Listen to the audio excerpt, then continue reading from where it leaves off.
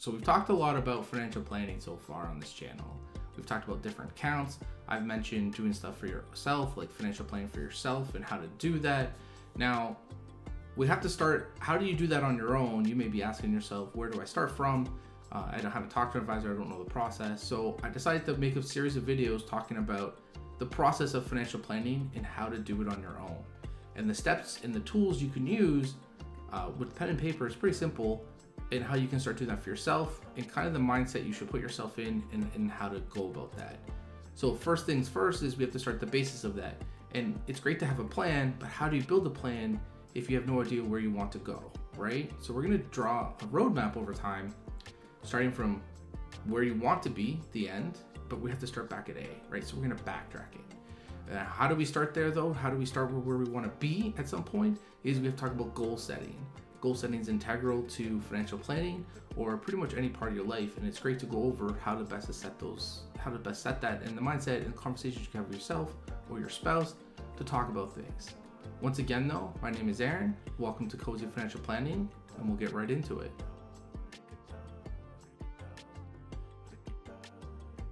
So one of the key things about financial planning is goal setting.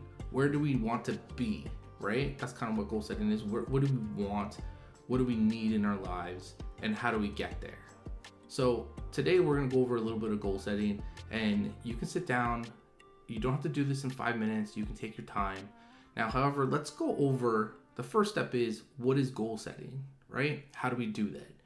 So the very simple idea is that most people use an acronym, something called SMART, right?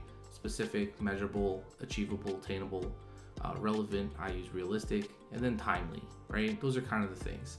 So when we say we have a goal, such as I want to buy a house, that's not really a goal yet, right? It's a nice desire. However, we haven't set up ourselves for success on that because we haven't put parameters around it for it to make sense, right?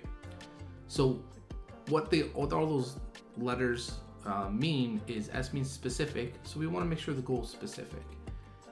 Measurable, M is measurable, A is attainable again, and we'll go over these.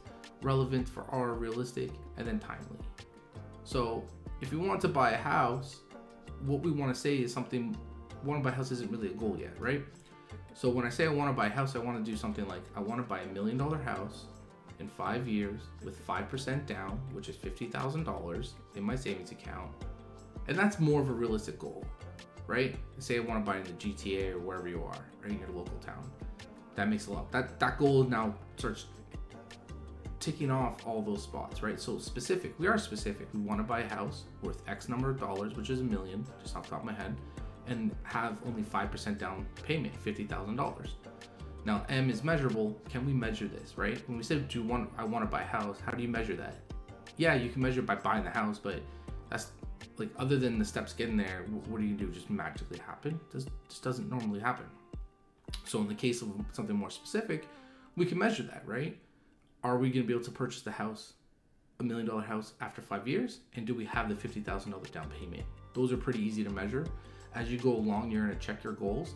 So after every year, you want to see if you've been on track and if you're getting closer to that $50,000, right? That's kind of the bigger goal than just buying the house. And I say that on a side tangent. I say that because if you save $50,000 and then you realize you don't really want $1 million house, you want a $500,000 house, now you can put more down, right? Just stuff like that. But you wouldn't get there, you won't have those options if you didn't start somewhere and didn't have that money, right? So anyway, we're off track. So we can measure it. Is it achievable? And more so, that is the point of, is it achievable? Do I have the resources to accomplish this? Do I have the income to support the mortgage on that? Do I have the income to put away almost $1,000 a month for 5 years? Do I have the support? Do I have the career? Like, am I going to school? Do I know anything? Yeah, things happen, life happens, things happen in life. We can pivot, right?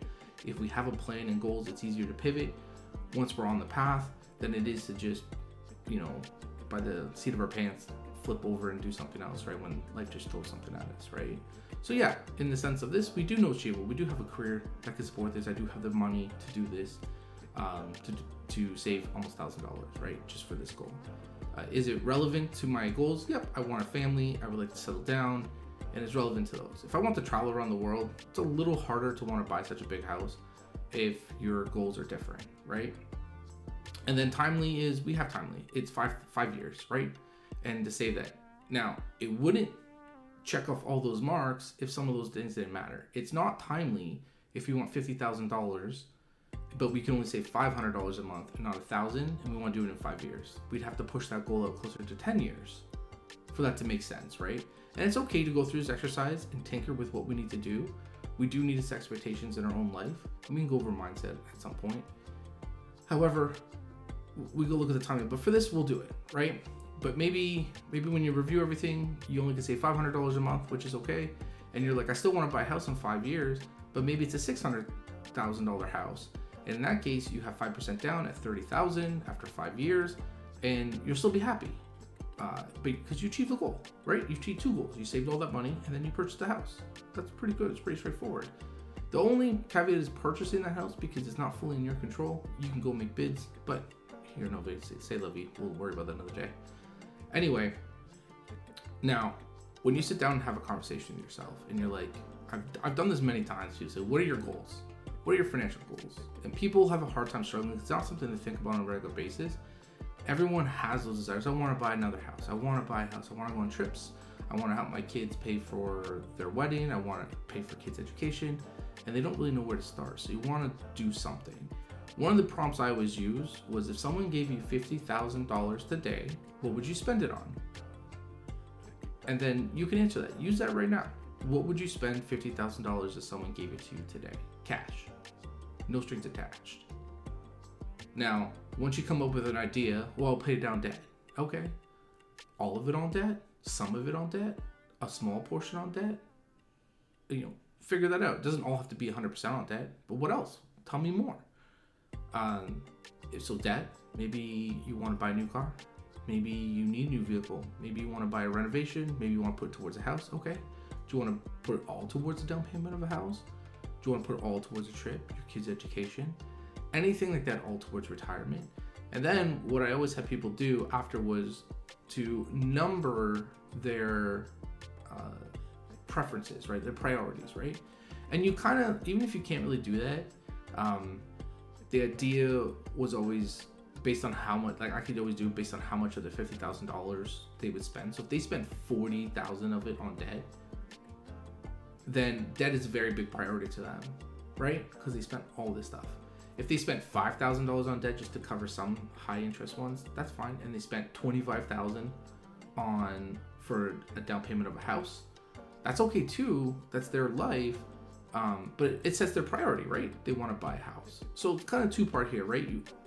Once you get through that part, you also want to go back to the start of goal setting and make sure they're smart, right? Specific, measurable, attainable, relevant or realistic, and then timely. So we want to go through these 2 steps. Now, I recommend if you are with someone, spouse, you can do it separately. You can write them down separately and then come together and discuss priorities and discuss if you guys both think in the same way. It's a great exercise to have, I think, with someone else. If you're by yourself, you can just do it. It's pretty easy. But I do believe writing them down, reflect on them for a few days. There's no rush for this, right? Reflect on them for a few days, go back and review them. And then the other thing is this isn't set in stone. This is the starting point. Financial planning isn't black and white, and it's not set in stone when you started. It's just like most things in the world, right? Things are going to go up and down. Things are going to happen in life. Windfalls, bad things might happen. We might lose a job. And we have to just modify our situation. And that's all okay. I very much stress people. It's okay when things change. It's okay to change your mind. It's okay for have different opinions in a year or 6 months or 3 months from your original goals. That's totally okay. This is about your life and making the best decisions for you and making sure you have some tools in your toolbox to do that. Now, I wanted to quickly review the question or prompt I used was, someone gave you $50,000 today, what would you spend it on? And then you break down how much of that is based on what you wanted and stuff like that. And that kind of give you a priority where your goals are. If you can't come up with your own goals or you're a little stuck, it's a nice little prompt for that. Your biggest desires also would be good. Do you want to open a business? Items like that. And then you want to use goal setting to set goals based on that, on what you want to do. So if you want to pay down debt, well, how much do you want to pay, in what time frame, and do we have the resources to do that in a reasonable amount of time, right? An untimely goal would be, I want to retire tomorrow. Well, unless you have a lot of money, or you're 64 and almost 65 and you literally have your retirement set, that's not possible. So that's not a timely goal. So we want to make sure we're able to do those things, and it's okay to review them. And if you miss your goal, that's okay too. You can have another conversation with yourself or an advisor or your spouse about how close you were to the goal. At the end of 5 years, let's say you saved $40,000. Okay, well, where are you? Do you want to wait for the extra $10,000, or are you ready to buy a house for a lesser amount? Options, right? So once we get down that path, we get to do these options and see how they go. Anyway, that's it for now. Don't forget to like, subscribe, or leave a comment below on possibly any topics you want to hear about, and we'll get you in the next video.